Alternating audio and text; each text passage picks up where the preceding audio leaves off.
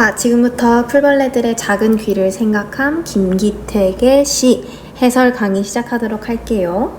자, 일단 들어가기 전에 시인부터 알아야겠죠? 김기택 시인은요, 관찰을 잘하는 사람이셔. 그래서 관찰한 것을 가지고 굉장히 건조한 산문체로 말을 해요. 뭐뭐 한다, 이거다, 저거다, 이랬다, 요랬다, 이런 식으로 건조한 산문체를 통해서 이야기를 하고요. 그리고 이 관찰한 대상에 대한 객관적인 시선을 드러내는 것이 굉장한 특징이에요. 그래서 객관적으로 이렇게 바라봤고, 이렇게 느꼈고, 이렇게 생각했다, 이렇게 이어나가는데, 여기서는 조금 풀벌레들을 향한 주관적인 시선도 약간 들어가기는 하지만 일단 그거는 시 읽으면서 내용 확인해 볼게요.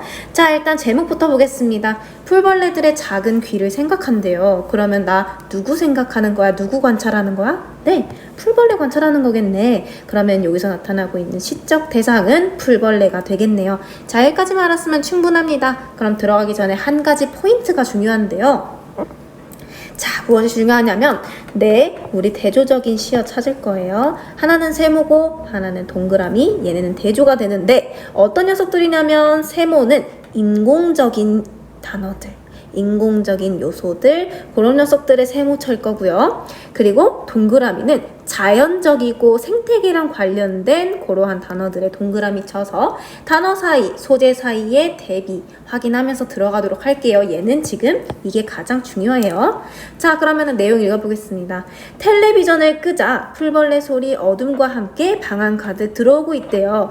자, 텔레비전을 끄니까 그때 비로소 풀벌레 소리랑 어둠이란 녀석이 들어온대. 자, 텔레비전 켜봐. 방에 이렇게 있고 텔레비전 이렇게 다 보고 있어. 그러면은 이 방 어두워하네? 화나죠. 여기서 이렇게 빛 나오고 있으니까. 그리고 텔레비전 소리가 좀 커야지. 텔레비전 소리 듣고 있으면 밖에 자연 소리 들려 안 들려? 안 들리죠. 그럼 요 녀석 풀벌레 소리는 자연적인 거 너무 확실해? 어둠은 자연적이죠. 어두운 거. 밤이 되면 어두워지는 게 자연이에요. 자, 근데 이 자연적인 녀석을 방해해, 못 듣게 해. 빛을 환하게 내서 어둠이 없도록 한대. 자연의 소리를 듣지 못하게 막고 있는 인공적 소리래. 그럼 얘는 너무나도 세모인 겁니다. 그래서 내가 요렇게 색깔로 표시를 할게. 얘 세모, 풀벌레 소리 동그라미, 어둠 동그라미가 되겠네요. 자, 그러면 이런 의미 들 수 있겠어요? 어둠은 보통 검은색 색채여니까 마이너스, 어두운 시대 현실 이렇게 생각하지 않아? 네, 하지만 우리가 뭐가 중요해요, 오늘은? 네, 오늘은 자연 그리고 인공 이 둘 사이의 대조가 가장 키포인트라고 했고, 우리가 봤을 때 자연은 플러스야 마이너스야? 플러스죠. 그러면은 플러스의 대조제는 인공적인 녀석, 플러스를 막는 녀석은 마이너스가 되겠죠. 이렇게 알고 들어갔을 때 어둠이란 녀석은 자연으로 보면 플러스일까요, 마이너스일까요? 너무나도 플러스가 되겠네요. 좋아. 그리고 우리가 이렇게 활동지에서 나와 있던 새로운 문법 개념이 있었죠. 표현법 개념이 있었어요. 뭐냐 했더니 공감각적 심상이라는 겁니다. 자, 공감각이라는 말은 은이네요. 옵스. 둘 이상의 감각이 함께 있다는 것으로 이해하면 좋습니다. 따라서 공감각적 심상이란 시 안에서 둘 이상의 감각이 나타나며 하나의 대상이 지닌 심상이 다른 것으로 변화하는 거야. 이렇게 표현되는 것입니다. 즉, 표현하고 싶은 대상은 하나인데 그 대상이 지닌 감각이 변하는 것입니다. 오케이, 그걸 한번 적용시켜 보니까 이상한 부분이 하나 있네. 소리가 뚜벅뚜벅 방 안으로 들어가는 게 보인대. 소리가 걸어서 들어온대. 얘들아, 말이 돼? 안 되지요. 소리는 감각 중에 뭐죠? 맞아요, 청각이죠. 들어오는 게 보인다는 뭐죠? 네, 시각입니다. 소리가 들어오는 게 보인데 청각이 시각화되고 있는 거야. 그래서 청각의 시각화, 소리가 들어온다. 이렇게 하면 이 청각의 시각화라는 녀석은 바로 우리가 방금 읽었던 공감각적 심상이라는 녀석이 됩니다. 이해되실까요? 하나 더 예시 들어보게 밑에 한번 읽어보겠습니다. 자, 어둠 속에서 들으니 벌레 소리들이 환하대. 소리가 마치 빛처럼 밝아 보인대. 소리는 아까 다시 잡았던 거? 청각이잖아. 밝아 보이는데 보이는 거 시각이네. 또 청각의 시각화, 공감각적 심상이구나. 이렇게 또다시 적용시킬 수 있겠네요. 그쵸? 자, 어둠 속에서 들으니 벌레 소리들이 환하다. 별빛이 묻어서 더 낭낭 또랑또랑하다에. 자, 귀뚜라미나 여치 같은 큰 울음, 우리가 평소에 듣던 귀뚤귀뚤하는 큰 울음 사이 속에서는 너무 작아 들리지 않는 소리가 있대. 우리가 평소에 인식 못하던 소리, 즉 여기에 시적 대상으로 나타나고 있는 풀벌레의 소리네요. 그러면은 요것도 마찬가지로 자연적인데 귀뚜라미나 여치도 자연 아닌가요? 라고 물을 수 있겠지만 우리 아까 대조적인 거 찾기로 했는데 봐봐. 얘 큰 울음이야. 큰 거야. 얘 너무 작아. 얘 작은 거야. 크고 작아. 대조되잖아. 그러면은 동그라미 대조는 아까 뭐였는데? 세모였는데 세모라기에는 얘 지금 귀뚜라미나 여치 오히려 보면 자연종이랑 가깝잖아. 그래서 얘는 어떻게 해석될지가 애매하기 때문에 일단 너무 작아 들리지 않는 소리, 얘만 자연적인 소재로 확실하게 알고 넘어가는 걸 추천드립니다. 자, 그래가지고 여기까지 읽었으면 밑에도 쭉 읽어볼게. 자, 그 풀벌레들의 작은 귀를 생각한다. 지금 제목 나왔다. 그럼 이 풀벌레들의 작은 귀 역시 동그라미겠네요. 그 귀에는, 내 귀에는 들리지 않는 소리들이 드나드는 까맣고 좁은 통로들을 생각한대요. 까맣고 좁은 통로도 똑같은 누구의 통로? 풀벌레의 통로인데 이게 뭔 소리지? 왜 풀벌레의 통로지? 귓구멍이야. 자, 여기 그림 한번 볼게.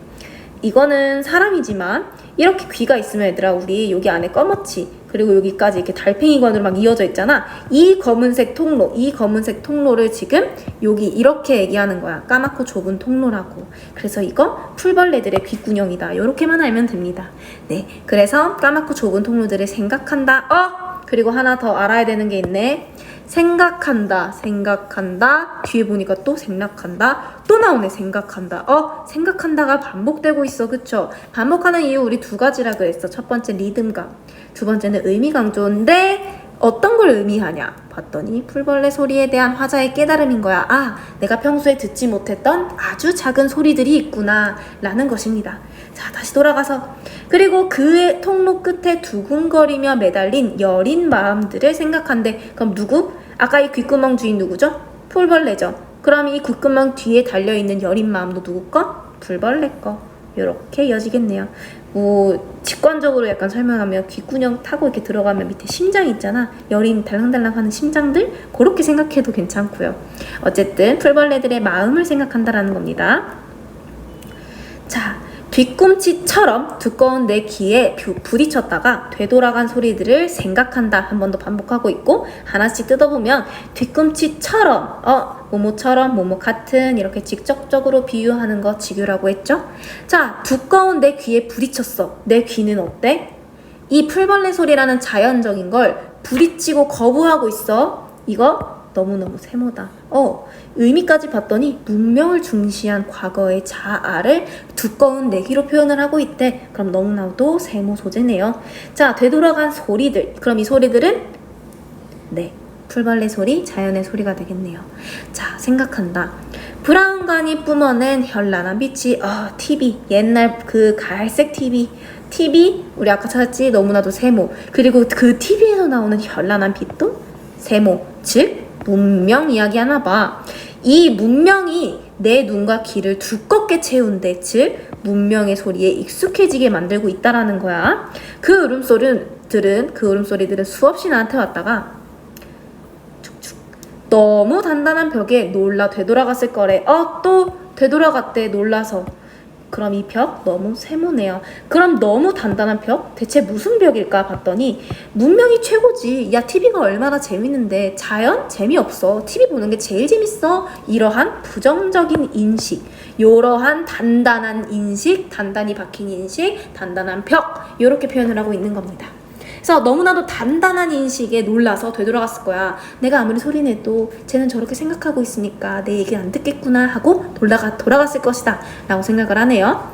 하루살이들처럼 전등에 부딪혔다가 바닥에 새까맣게 떨어졌을 것이래. 또 지규 나왔다. 설명 안 해도 될 거죠? 하루살이들처럼 전등에 부딪혔다가 새까맣게 떨어졌대. 하루살이들은 뭐야? 자연이야. 근데 얘네가 전등이라는 문명에 부딪혔다 죽는데, 하루살이들처럼 풀벌레 소리가 들어왔다가 전등같이 단단한 벽에 의해서 부딪혀서 나가 떨어졌을 것이다 라고 이어서 해석하면 되겠네요. 그리고 마찬가지로 또 뭐 하나가 반복되네. 뭐뭐 했을 것이다, 뭐뭐 했을 것이다, 뭐뭐 있을 것이다의 반복. 아까 했던 것처럼 반복은 두 가지 목적이 있어. 리듬감 그리고 의미 강조. 무슨 의미를 강조하냐고 봤더니 화자의 안타까움을 강조하고 있는 거야. 내가 이걸 몰랐다니. 내가 문명에 어두워서 이런 자연의 소리를 몰랐다니. 풀벌레 소리들이 상처 있는 줄을 몰랐다니. 요런 식의 안타까움인 거예요. 너무너무 굉장히 성찰적이고요. 고백적이기도 하네요. 내가 이걸 몰랐다니. 이런 식으로 크게 밤 공기를 들이쉬니 풀벌레 소리를 크게 포용하는 거야. 허파 속으로 그 소리들이 들어온다. 한 번 더 소리라는 청각이 들어오는 것처럼 보인대. 청각의 시각화 소리가 들어온대. 공감각적 심상이다까지. 허파도 별빛이 묻어 조금은 환해진대. 변화된 화자의 내면이네요. 환해졌어. 왜? 문명이 아니라 드디어 자연을 수용하기 시작했거든. 이렇게까지 하면은 우리 풀벌레들의 작은 귀를 생각한 마무리가 될 것이고요. 우리는 그러면 활동지를 채워보도록 하겠습니다. 보아하니, 네. 갈래는 형식 딱히 정해지지 않아. 엄청 길어 라고 우리가 수업 때도 얘기했던 것처럼 마음대로 길게 늘려 쓰고 있어. 자유시. 그리고 안타까움이라는 감정이 꾹꾹 담겨있네. 서정시. 그리고 되게 다양한 감각적 심상을 썼네. 감각적. 그리고 나는 이거를 했다. 생각을 한다. 이렇게 생각한다. 이렇게 생각한다. 고백적이고 화자의 안타까움까지 나왔어. 성찰적이네요. 제재는 뭐야 결국에? 내가 미처 몰랐던 풀벌레 소리들. 요거입니다. 그래서 마찬가지로 주제도 문명의 소음에 길들여진 삶에 대한 비판과 성찰. 요거 그대로 와서 성찰적 요렇게 됐네요. 그리고 문명의 소리와 자연의 소리가 지금 대조되고 있다고 아까 내가 여기서 이야기했었던 거 기억하시죠? 요게 가장 중요한 특징이라 했어. 두 번째는 다양한 감각적 이미지를 사용했어요. 다양한 공감각적 심상 사용 이렇게 해도 괜찮고요. 풀벌레 소리를 통해 깨달은 점을 진솔이 고백하는 어투로 하고 있다. 난 이렇게 생각한다. 내가 이랬을 것이다. 이런 식으로 고백하고 있다. 진술하고 있다. 솔직하게 내가 느낀 바를 내 입으로 진술하고 있다. 고백한다. 이렇게 이해해 주시면 우리 오늘 풀벌레의 작은 귀를 생각하면 완벽하게 마무리 되겠군요. 이제 남은 부분들은 집에서 혼자 풀어오고 우리 채점하면서 확인하는 걸로 하겠습니다. 오늘도 너무 고생 많았습니다.